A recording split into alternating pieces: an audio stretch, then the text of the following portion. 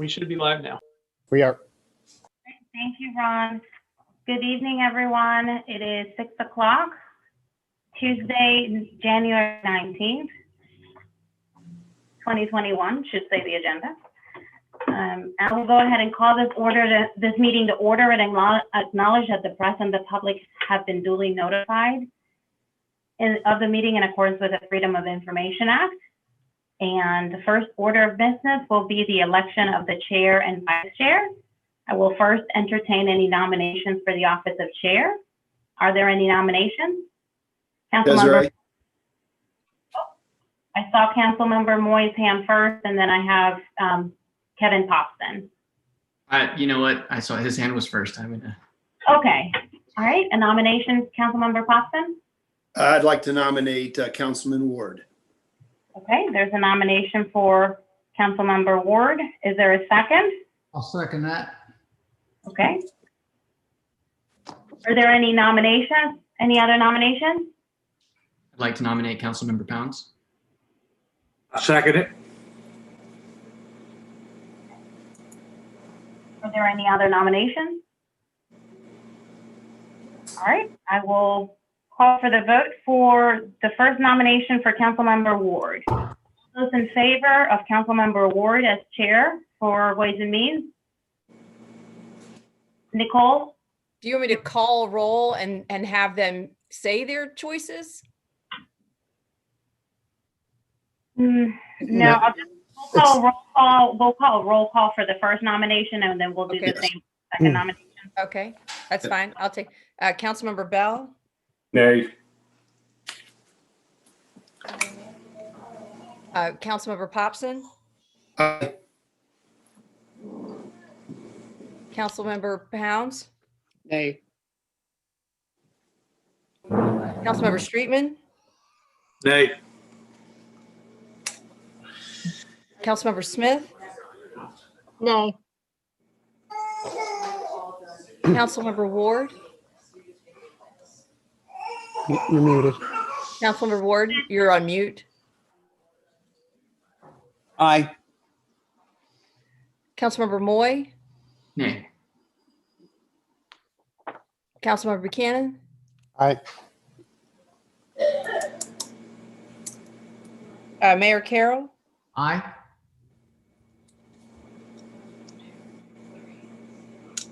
Four in favor and 5 opposed. The motion fails. Now let's do a roll call for the nomination of Philip Pounds. Councilmember Bell. Aye. Aye. Okay. Councilmember Popson. Aye. Councilmember Pounds. Aye.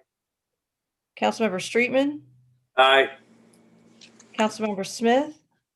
Aye. Councilmember Ward. Nay. Councilmember Moy. Aye. Councilmember Buchanan. Aye. And Mayor Carroll. Nay. 7 in favor and 2 opposed. All right, Councilmember Pounds is elected chair of the Ways and Means Committee. Chair, I will turn it over to you, and you may entertain nominations for the office of vice chair. Okay, great. Thank you, Desiree. And thank you, colleagues. I appreciate that. It was an interesting first year as chair of Ways and Means. That's for darn sure. So hopefully this one will get a little bit easier. So our next item of business is election of a vice chair. Nominations for that. I nominate Jimmy Ward. Thank you. Second. Second. Kevin, thank you. Other nominations? Being none, Nicole, do we need to go ahead and vote? Absolutely. Councilmember Bell. Aye. Councilmember Popson. Aye. Councilmember Ward. Aye. Councilmember Smith. Aye. Councilmember Streetman. Aye. Councilmember Pounds. Aye. Councilmember Buchanan. Aye. Councilmember Moy. Aye. Mayor Carroll. Aye. All in favor? Great, thank you. Congratulations, Jimmy. Our next item is approval of previous meetings minutes from November 17th of 2020. Is there a motion? I move that we approve. Thank you, Rusty. Second. Second, thank you, John. Any changes or edits, comments? I didn't see any. Nicole? Absolutely. Councilmember Moy, Aye. Councilmember Buchanan, Aye. Councilmember Ward, Aye. Councilmember Smith, Aye. Councilmember Streetman, Aye. Councilmember Popson, Aye. Councilmember Bell, Aye. Councilmember Pounds, Aye. Mayor Carroll. Excuse me. Aye. All in favor? Good timing, Nicole. Next item, we did not have, Ron, any citizen comments. Is that correct, Desiree? We'll move on to item 5, financial statements. You had that in your package. Debbie, you want to take it from here? Debbie, you're muted. Muted, Debbie. I can hear you here, but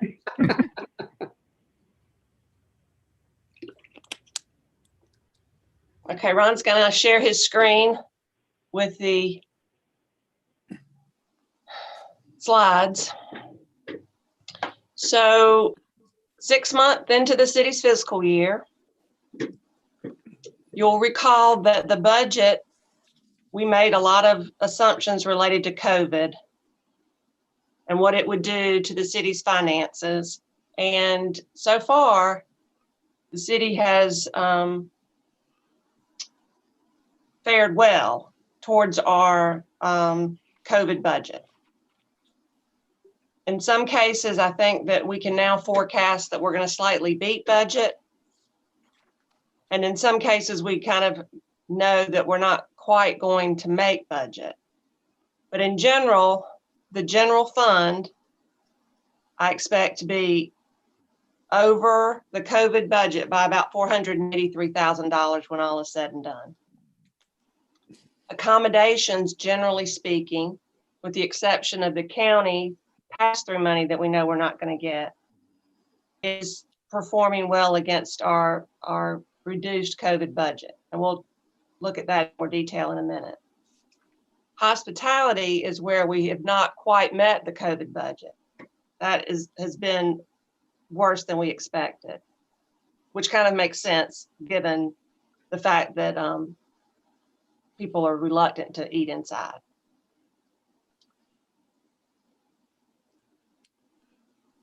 On the expenditure side, I don't know that there's anything that we can say right now, with a couple of big exceptions, that's not going to happen as we budgeted it.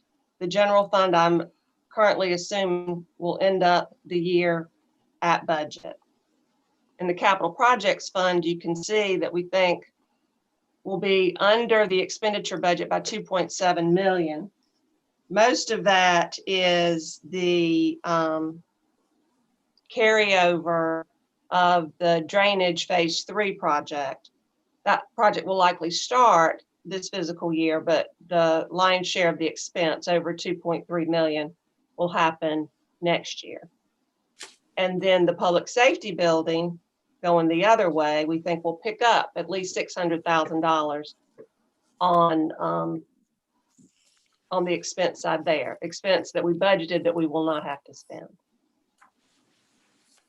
As far as the tourism funds go, we're going to, at this point, keep the expenditure budget where we are. There's no forecasted variance in the budgets on the expenditure side. Digging down into the general fund revenues, property taxes, local option sales taxes have been running well. We still have some big property tax checks to receive, but there's no indication that they will be negatively impacted by COVID. Local option sales taxes have been performing pretty well, so you can see the forecast assumes that we're going to beat budget on those two lines. Business licenses don't renew until the spring, and they renew based on the previous calendar year's actual revenues. So that is where we're going to potentially see some COVID impacts to the business community. So right now we're not forecasting any change in what we can expect to see in business license revenue. Rental license revenue has come in very strong. You can see that we've already, year to date, collected more than we budgeted. So we're assuming we'll beat budget there.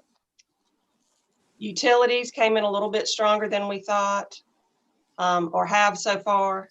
So, and did at the end of last year. So we're picking up a little bit there. Building permits, we've had strong activity, strong building activity, even despite COVID. So we think we'll beat budget there. Parking is where we will see a decline because the budget included some $200,000 plus worth of new parking revenue associated with paid parking on Palm. And that project has been delayed, as you know.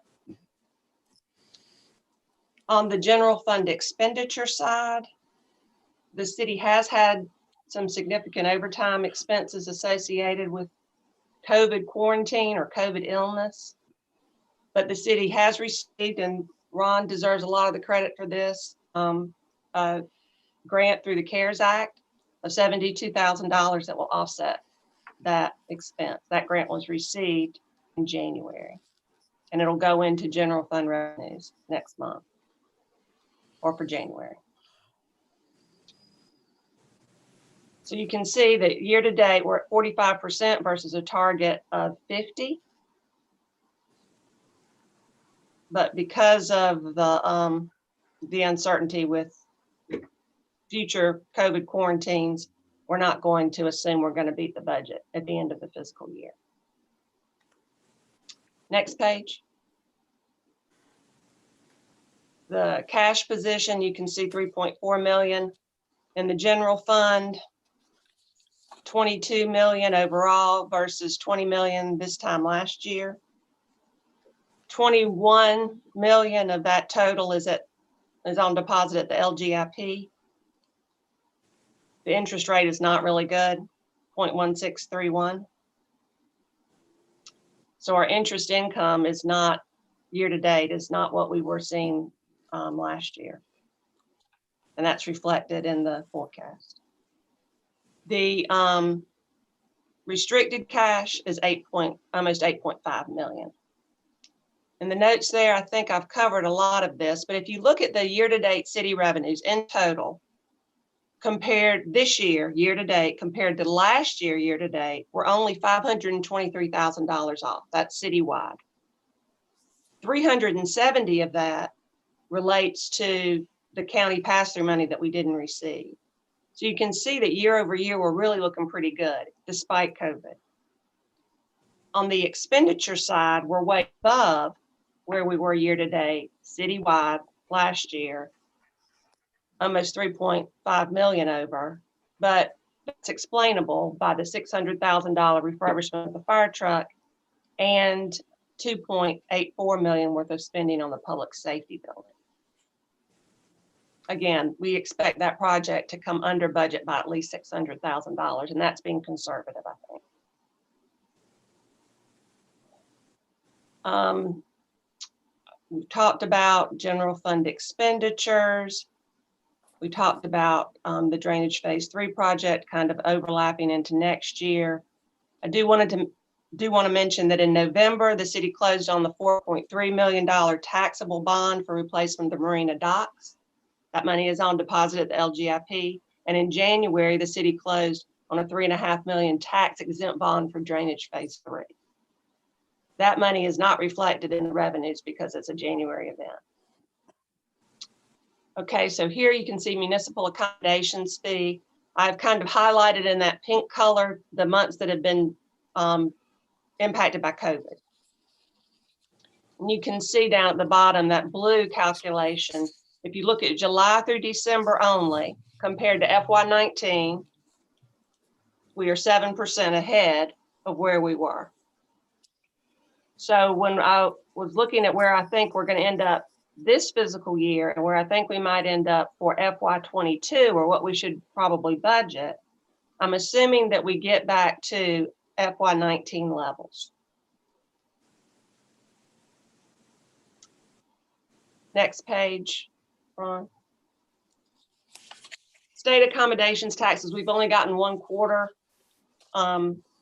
So it's really hard to tell, but they should mirror the municipal accommodations tax activity.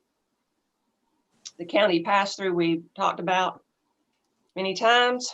And next page, hospitality tax, you can see here, again, the COVID months are highlighted. And you can see the decline. And then you can see the budget in the gray area. So you can see month after month, we're not quite, well, so January was a little bit better and December was a little bit better, but we were way below early in the fiscal year, behind where we thought we would be. And the forecast for this year and the forecast for the budget for FY22 will reflect that. Beach preservation fee is a mirror of the municipal accommodations tax fee, so it's 7% increase over FY19. Here's local option sales tax, again, a really good barometer of overall economic activity. You can see that we are beating the FY21 budget by a significant amount for the first 4 months of collections from August to December, well, till November. Okay, any questions on any of that so far? All right, moving into the project worksheets, public safety building repair. I think we can flip through to the next or the one more. So you can see that we've got some expenses associated with the move back into the public safety building. And we also had some final expenses associated with the trailers and getting those removed and turned back in. So location costs are a little over what we thought they would be. And that will come out of the contingency. But there's 692,000 remaining in the contingency. You'll recall earlier in my discussion, my estimate, and I thought it's conservative, is that we will beat the budget here by $600,000. And I'm looking at that contingency that hasn't been spent to get to that number. I'm sure that there are some invoices still to come from from Trident. And I don't know how much of that 260 left over in the construction budget is going to get spent. I know they had their own contingency built in. I just don't know the status of it. So Debbie, I can answer that. There was roughly $250,000 left in the contingency that they're holding as part of the contract amount.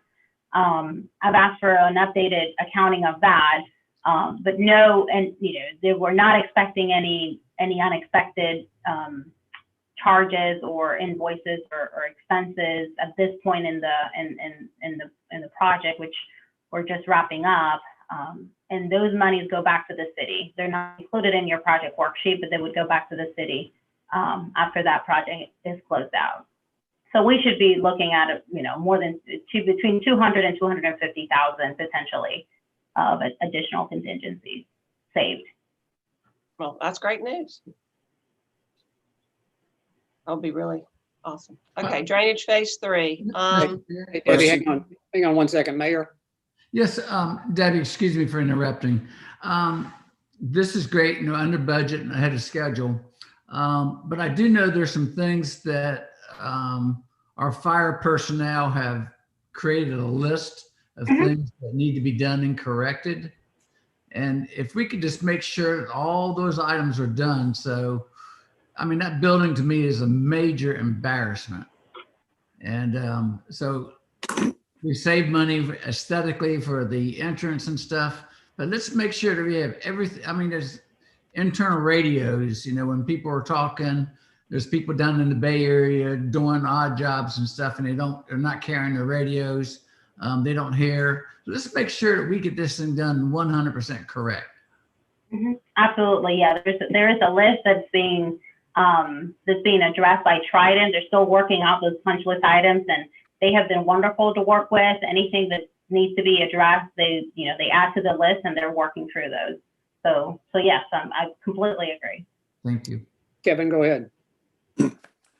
Desiree, all good reports from Insight? Yeah. Everything's good? Yes, they have been great to work with, and we're actually recommending that we engage them for another project with the restaurant. but yeah, we've been very pleased with the work that they've done and the recommendations and oversight of the project. Wonderful. Okay, thank you.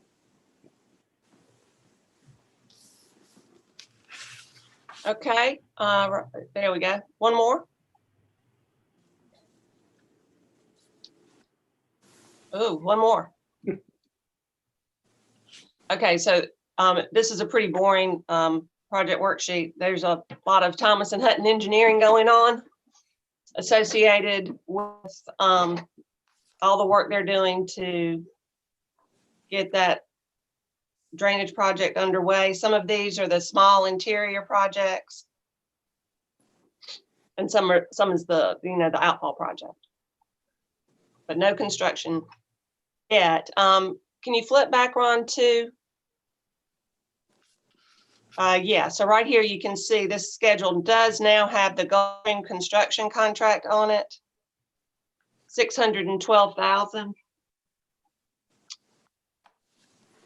And I believe that the budget was $500,000 for this piece, for the budget for the small project construction. And I believe there is thought that we would take the difference from the county's MPDES fund. That is correct, Debbie. Okay. One more. I think there's only one. Yeah.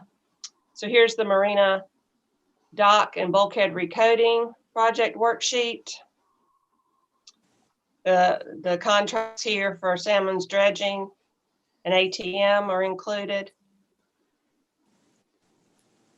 And the spending today. We've had one payout from Salmon's and some ATM costs in November and December.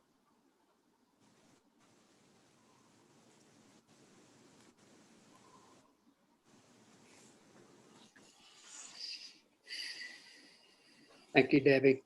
Other questions? I know, Debbie, you're the messenger in good and bad days, but this one had potential for sure. So Jimmy Ward, question.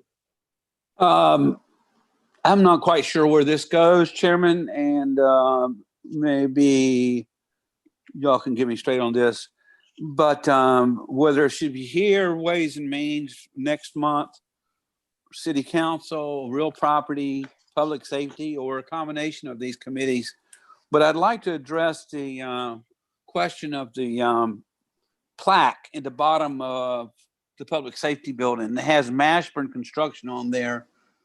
And I wonder if there's any appetite to get that changed to make sure that Trident is recognized for the good job they've done on that building. Like I said, I'm not quite sure what committee it should originate in, but I would like to bring it up at this time. Yeah, that's a great question. Desiree? Yes, we have a new plaque that will represent the existing city council and administration, and also the existing contractor, which would be Trident. So there will You're way ahead of us. As she usually is, Jimmy. Yeah. As she usually is. Yeah. Yeah, we already have it. We're waiting until the project is fully complete and we can have, even a small ceremony to unveil the new building. And at that point, the plaque will be replaced. Great. Good question, Jimmy. Thank you, Desiree, for, as usual, being on top of it. You're welcome. Other questions or comments? You all will remember last year when we started the budget workshops and we're looking at revenue and trying to throw a dart and figure out where we may want to land. I don't think any of us would have thought we'd have been in this good a shape when we got even halfway through the year. So Debbie, Desiree, Ron, really nice work on leading us through the revenue side of this. We'll look at next year's revenue here in just a little while. Thank you, Debbie. No old business, new business. We'll go straight to that. In accordance with section 1-10-3C, report on expenditure of $15,984 to Berkeley Heating and Air for the replacement of a 15-ton HVAC unit at the rec center. Desiree, I know we don't need to vote on this, but any background or any other info you want to give, or Norma Jean? So it's pretty much what's on the agenda, where we had to replace the one unit at the recreation center. In the past, we had budgeted $25,000-$30,000 for any HVAC replacement, but we felt like this year, based on the work that's been done, only one would have been needed to replace, and that actually came true. We had to replace one recently. The amount that we included in the budget was $12,000, so that was the actual expenditure was over that. However, we have some savings in other accounts, mainly, the general fund maintenance for the recreation center. We have some money there. We think that we may be able to use some of those funds to cover the overage in this capital outlay expense. We also have some savings associated with some events that had to, that were changed due to COVID to what we're used to. So we have some savings within the department to make up for that difference. So this is just a report to you all that expenditure has been approved as an emergency. Thank you, Desiree. Item B is consideration of purchase of 2 Dodge Durango all-wheel drive V6 pursuit SUVs for the police department in the amount of $30,540 each. So if I can have a motion and a second, we'll get to some discussion. So Randy? moved. Thank you. Second. Thank you, Ryan. Desiree, go ahead, Desiree. I'll go ahead and set this up, and maybe Chief Cornett can speak a little bit about why we're shifting from our current Ford sedan to the Dodge Durango. We had this discussion of public safety. This is recommended by the Public Safety Committee for approval. We do have funds available and budgeted in the projects capital outlay for the police department, and also the state accommodations tax fund for police capital outlay.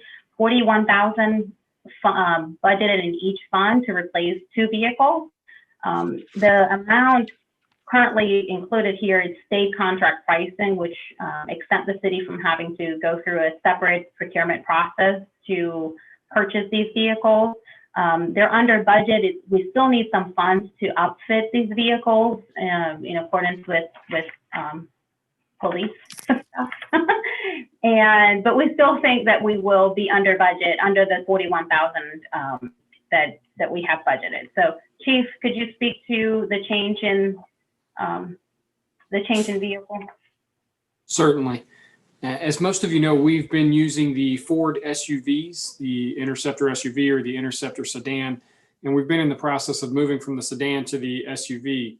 What we've learned over the last few years is that when the Ford SUV Interceptor hits 5 years, we are having to put substantial money back into it to keep it operational.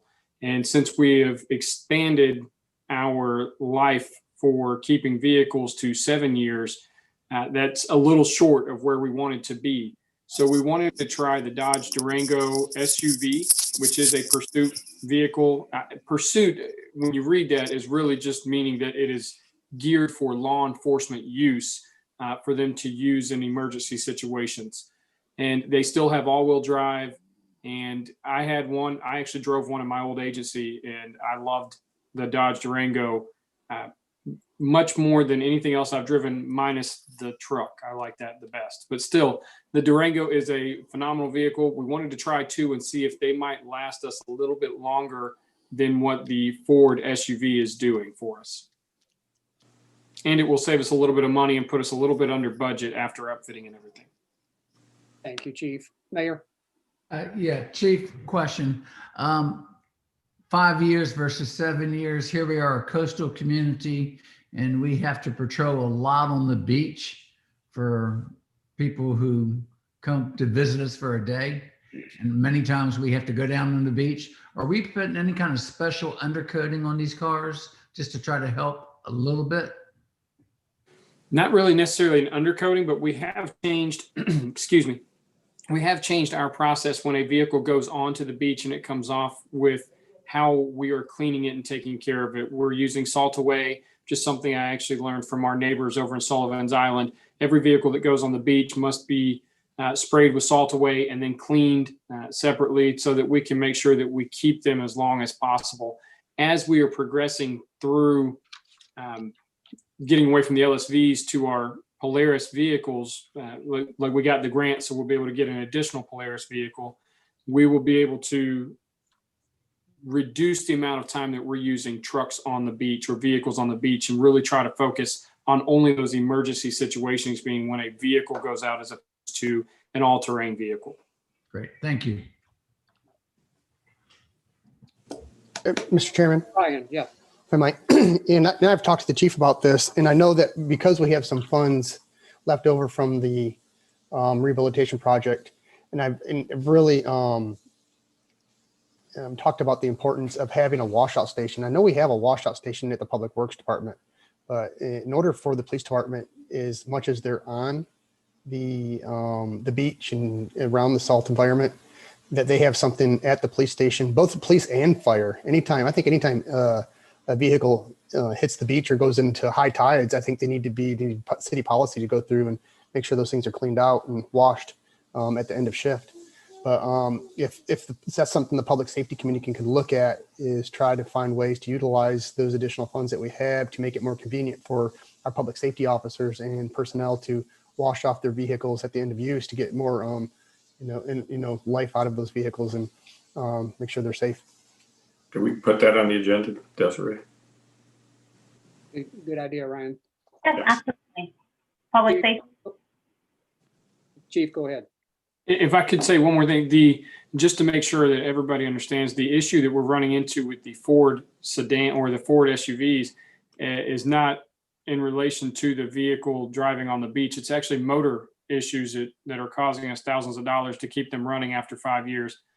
So I wanted to make sure that everybody knew that it was not related to the environment as much as it just seems that the vehicle is not standing up as long as we would hope it would. Correct.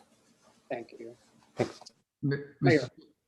Ryan, that was a great suggestion. Is the public works washdown anyway adaptable for smaller vehicles? I do not know the answer to that question, but I can check and Maybe a way to save some money. start to look into it. Yeah, that would be Thank ideal. you. All right, we've got a motion and a second. Nicole? You're on mute. Nice try. Sorry. Councilmember Buchanan, Aye. Councilmember Moy, Aye. Councilmember Ward, Aye. Councilmember Smith, Aye. Councilmember Streetman, Aye. Councilmember Popson, Aye. Councilmember Bell, Aye. Mayor Carroll, Aye. Councilmember Pounds, Aye, all in favor? thank you.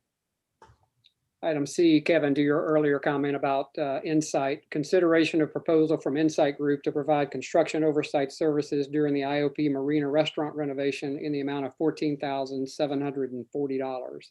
If we can have a second and a motion and a second, we'll have some conversation around this one. I make a motion to approve. Thank you. Second. Thank you, Kevin. Desiree, quick All update. right. So we have talked before about having an owner's representative oversee on behalf of the city the construction of the marina restaurant rehabilitation. We reached out to Insight Group, which is the company that performed these services for us successfully with the public safety building. And they have pretty much used, and Douglas is on the line and he can correct me if I misspeak or miss something.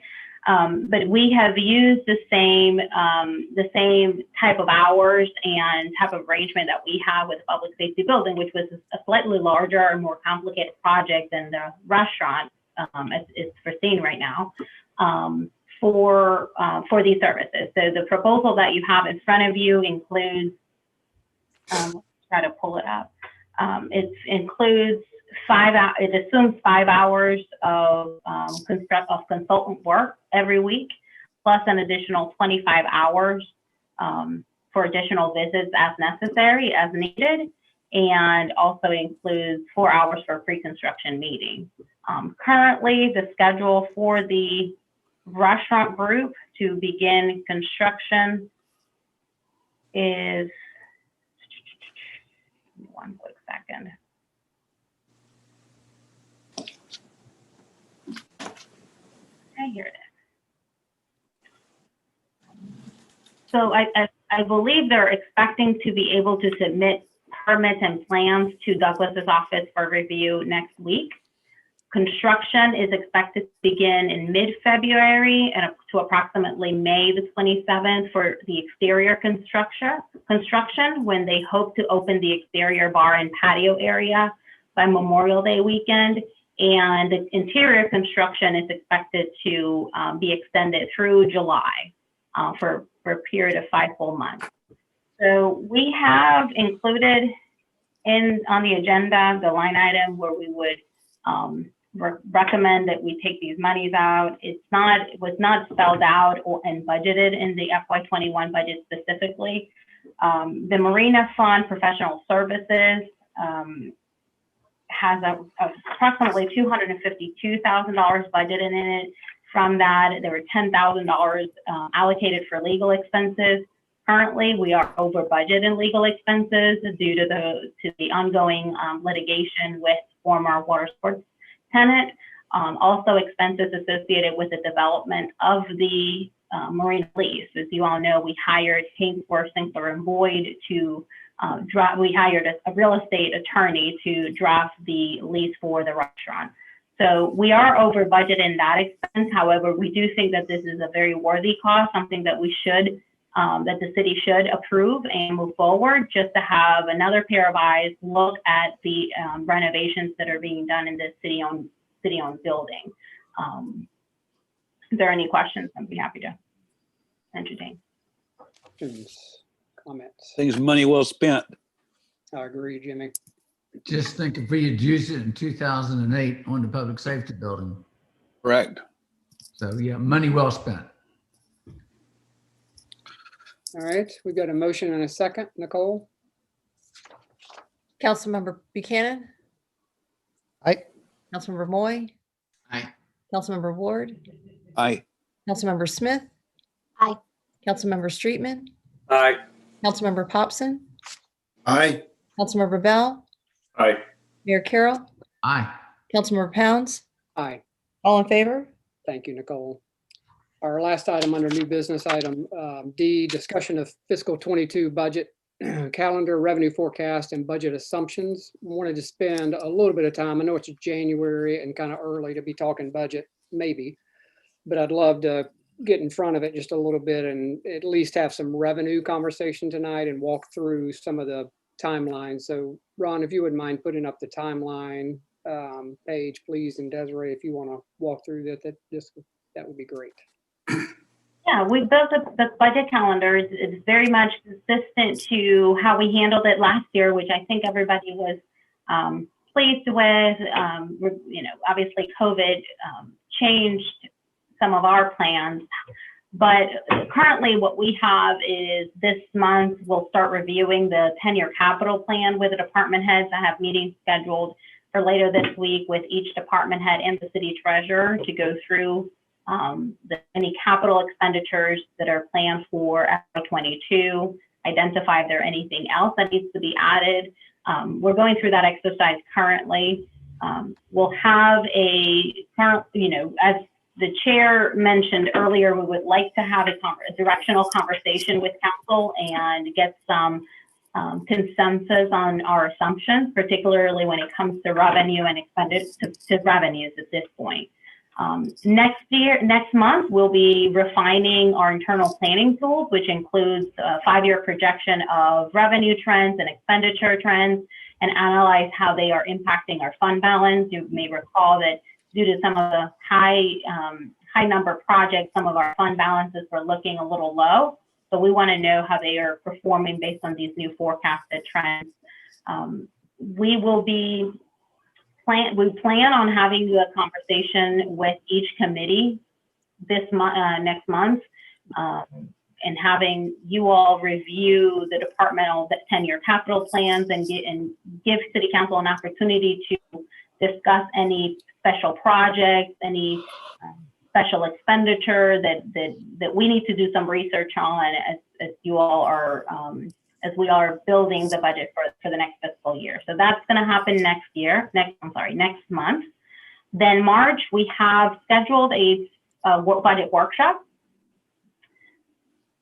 April 2021, we'll be having a second budget workshop, and at that point, we'll be reviewing the second draft of the budget. So, we'll have plenty of opportunity through the committee process to make any changes and have any discussions related to where we are at that point.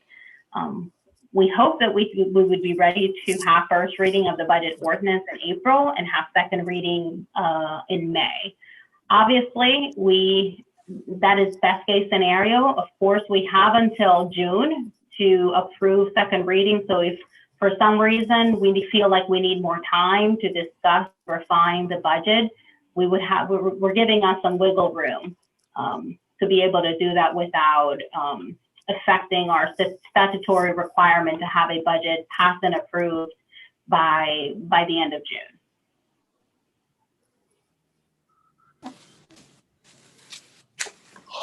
Looks easy, Desiree. Yeah. Piece of cake. Yeah, Mayor. Mr. Chair, thank you. Desiree, just out of curiosity, I don't see Douglas on here, but it's been amazing to me to watch the new construction taking place this year. And I'm kind of nosy. I always stick my head in these new houses and walk through them.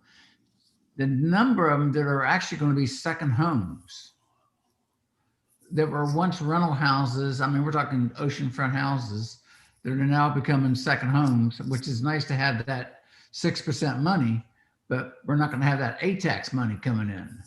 I'm not sure how many of those are really going to affect us or not, but I think it's something that we need to kind of keep our eyes on. The evolution of Isle of Palms. Yeah, you know, Mayor, we've had it in our head. It's been a third, a third, and a third for quite some time. And yeah, there is so much construction on the island right now. It's mind-boggling, but I hear you. I wouldn't disagree. I know Douglas is still on. I don't know if he has any comments or not. Yeah, I would just add that the Planning Commission is updating the comprehensive plan now, and they have indicated a desire to really vet out to be sure that the a third ratio still holds true. So I think we'll be doing some work on that and just looking at recent trends, and we'll certainly let you know if something comes back alarming. Okay. Philip, if I may. Yep, go ahead.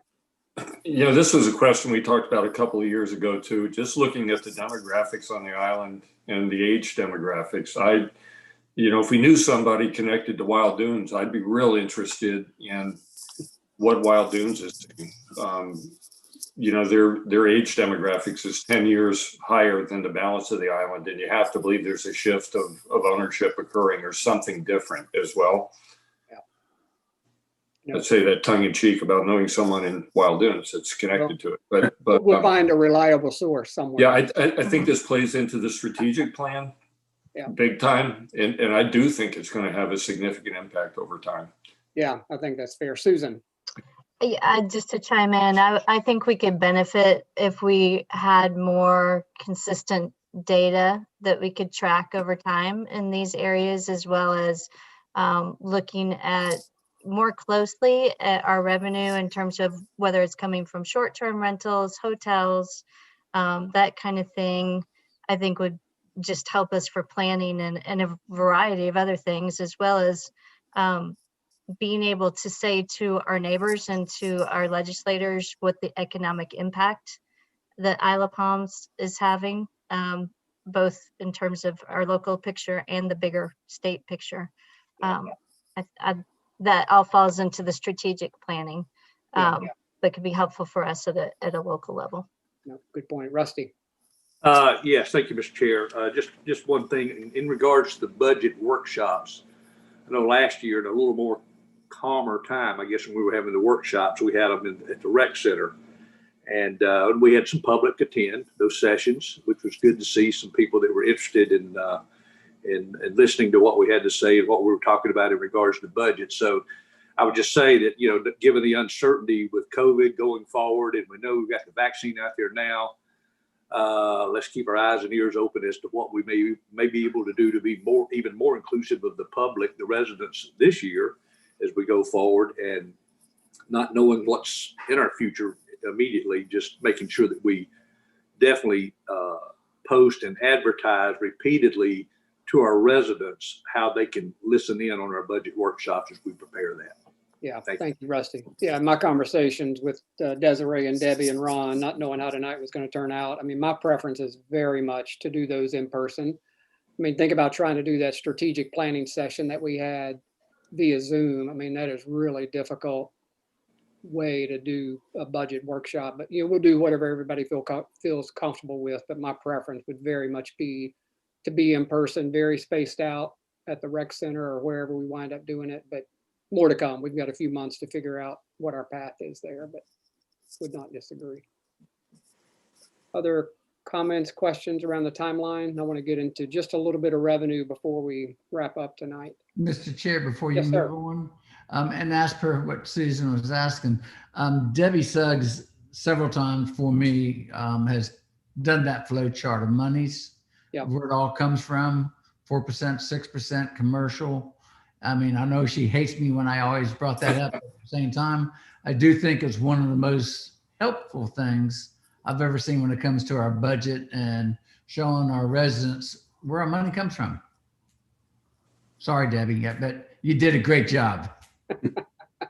Hate's a strong word, Mayor. So Ron, if you'll put up the revenue assumptions, I don't want to spend a whole lot of time on this tonight, but I do just at least want to get some initial feedback. Again, not knowing how things were going to shake out tonight. Debbie, Desiree, Ron, and I met just to get something on paper to start the conversation. And if you remember last year, we had a whole lot of conversation about our revenue assumptions, and that really kind of led us to build out the budget for the year, at least put a draft in place. So Debbie ran through, where we sit for fiscal 21 so far. So if you kind of think forward just a little bit, so we'll just go bullet by bullet for a minute. So property tax, pretty stable. Fiscal 22, we're budgeting the exact same dollar amount for fiscal 22 from a property tax standpoint. Debbie mentioned revenues related to building permits, rental licenses, and utilities are outperforming the budget. And for fiscal 22, we're taking those projections back to pre-COVID levels. Business license, we have not felt that yet, to Debbie's earlier comment. That's, that'll happen in April, but we have reduced our business license revenue for fiscal 22 at this point. Most accommodation revenues are better than where we were from a budget standpoint. As you know, we all well know the county accommodation tax, nothing for 21. We're restoring that for 22 at this point, just to put it into the we're taking our accommodations revenue back to pre-COVID levels, which would essentially be 2019 revenue levels, given where we have performed in 21. Hospitality tax, as Debbie mentioned, we're under our budget, and we're going to keep those under about 25% reduction based on pre-COVID levels, based on where we are this year. And at this point, no changes to taxes, fees, or parking rates currently contemplated in the 22 budget. So that's a lot of numbers and words on a page, but I'd love just some initial reaction to kind of where we're headed from a revenue standpoint for fiscal 22. I know it's hitting you cold and you're seeing it for the first time, but Susan, go ahead. I'm curious to know if we've contemplated that our revenue may surpass pre-COVID levels, given the extended season that we've seen with rentals, being strong into the fall and the winter season. Are we trying to be conservative because there's still a lot unknown about how things might shape up with COVID and beyond? Yeah, and I think, if you look, so we're 6 months into this year, that was a real guess, from a revenue standpoint of what it was going to look like. But when you look at what's actually happened, the coastal communities have been knocking the lights out from, people working remotely, schooling remotely. They can kind of go wherever they want and do that. And we've certainly been a benefactor of that for sure, much less all the construction activity, that's going on the island as well.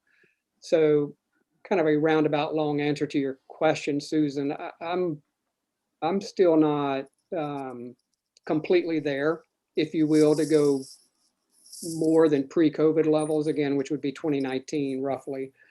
The fiscal year 2019 was full year pre-COVID. I'm still a little bit nervous personally, and that's just me. Jimmy Ward. The city has consistently been conservative when it comes to estimating revenues. That means, like, we're estimating, if anything, we would err on them being low. Yep. and expenses being high. We've always had that philosophy, and I'm nervous about it, like you, Philip, and changing that philosophy. Yeah. Susan, did that answer your question or? Yes, and I think that that's kind of the answer I expected. I just wondered if that had, how strong you think, we might wind up, but also too wondering if those numbers, projections include the addition of the new hotel in Wild Dunes and Yeah. what the forecast is with that. Yep. So it does include the new hotel, which, still projected to open in April. So it'll be open the full fiscal year for 22. So we do have a pretty good number in there from a revenue standpoint, as well as for the new restaurant at the marina, which, again, that made full year kinda, for 22. So yes, both those numbers are in there. Mayor? Yes, one of our island residents brought up to me probably a year and a half ago about a property down near our marina. It's 2.3 acres, and they paid $1,680,000 for it in 2001, and it's part of the regime of Dewey's Island. Their total assessment today is $1,200. They pay a total of taxes of $209.43, of which Isle Palms gets $1.49. Now, this is a marina, 2.3 acres, and we've reached out to the county and to the assessor's office, and for some reason, nobody wants to talk about it. And I understand regimes on tennis courts, like in the Wild Dunes, and having a tennis court and a swimming pool, and they are assessed low because all the condos offset it. But here's an island that's not adjoining Isle Palms, and they've got a regime property on the Isle Palms, and they're calling this one of their amenities. And really all they're doing is really adding traffic and $1.49 for Isle Palms this past year. So anyway, I'm just throwing that out there. I think we should really check into this again. Yeah, I would agree. And I think we've all had conversation with that same resident. I'm with you. Susan, I didn't mean to cut you off if that didn't answer your question around the hotel or the restaurant or anything else. No, you did cover my questions. I would chime in and agree with the mayor on the Dewey's issue as well. I'd like to see more on that. So other thoughts or reactions to just essentially taking revenue for the most part back to pre-COVID levels for fiscal 22. We can slice and dice all the pieces, but that's essentially kind of what we're throwing out there from an assumption standpoint. John. Sure. Moyle. Yep. Yeah, sure. Thank you. Just a quick reaction. My first thoughts are, this feels conservative and good.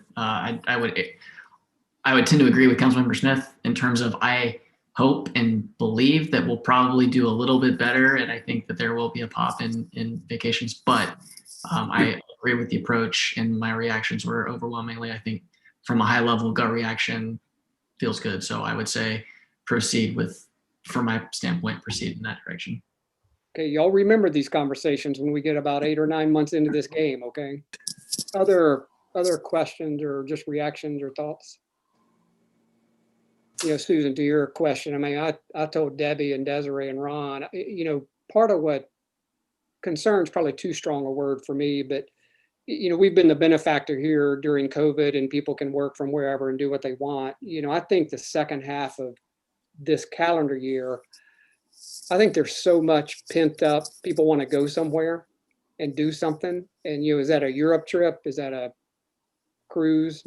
Maybe. Is it a bigger trip than going to the coast, from a drive standpoint? That's really where we've benefited. So, I get a little bit nervous and stepping out there too far, and a little bit nervous thinking, when does every house on the island have a renovation project that's done and finished? But obviously that hasn't happened yet. But so anyway, Randy.